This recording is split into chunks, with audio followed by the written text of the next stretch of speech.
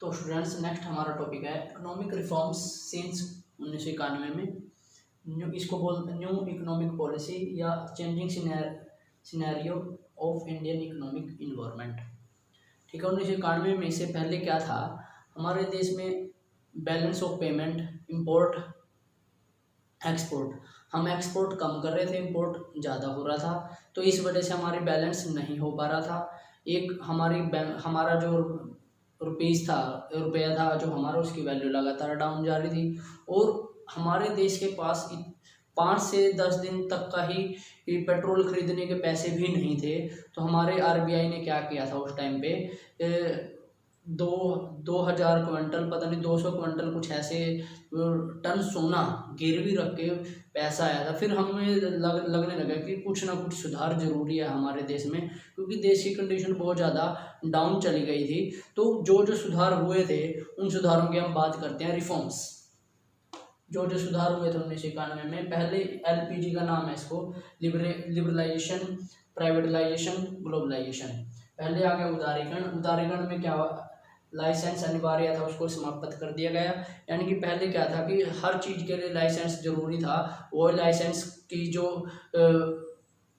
अनिवार्यता थी उसको खत्म कर दिया गया। सिर्फ 5 उद्योगों को छोड़कर वहाँ उनके लिए लाइसेंस अनिवार्य था, एक शराब, एक सिगरेट, एक रक्षा उपकरण, एक औद्योगिक विस्फोटक, ये क्या बोलते हैं, पहाड़ियों वगैरह में कोयला वगैरह, लोहा वगैरह निकालने के लिए विस्फोट करते हैं पहाड़ियों में, उनके लिए लाइसेंस वगैरह, खतरनाक केमिकल वगैरह बनाने के लिए जो केमिकल बनते हैं, इन उद्योगों के लिए लाइसेंस जरूरी है। बाकी सबके लिए लाइसेंस क्या कर दिया गया था, खत्म।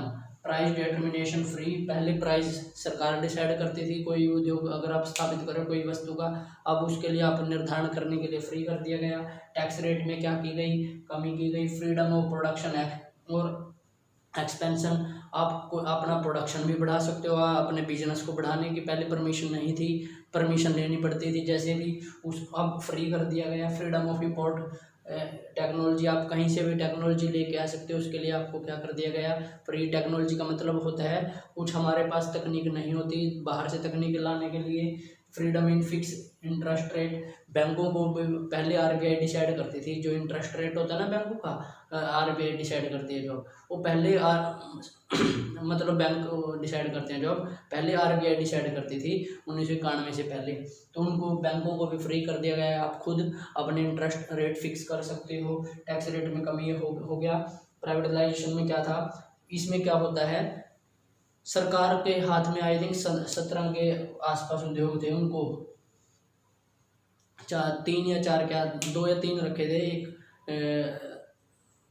युद्ध का सामान बनाने का, एक रक्षा उपकरण, ये एक पेट्रोल, एक रेलवे, ये 2-3 अपने पास रखे थे। बाकी सारी चीज़ों को क्या कर दिया था, निजीकरण होता है कि सरकार इसको डिसइन्वेस्टमेंट भी हो जाता है, कि सारा कुछ किसके हाथ में कर देना, निजी कर देना, डिसइन्वेस्टमेंट।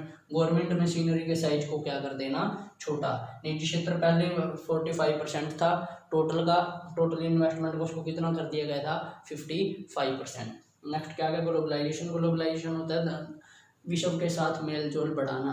विश्व के साथ यानी कि अगर आप बाहर कोई बिजनेस करना चाह रहे हो, उस पर भी पाबंदी थी, ठीक है। बाहर से यहाँ कोई बिजनेस करना चाह रहा था, उस पर भी पाबंदी थी। तो इस चीज़ को क्या कर दिया गया, पूरी तरह खोल दिया गया। कोई भी आप बाहर से इंफॉर्मेशन, कोई भी टेक्नोलॉजी लेके भी आ सकते हो, लेके जा भी सकते हो, मतलब हर चीज़ से आपको विश्व के साथ जोड़ने का काम किया गया। ये थे हमारी एलपीजी, ठीक है।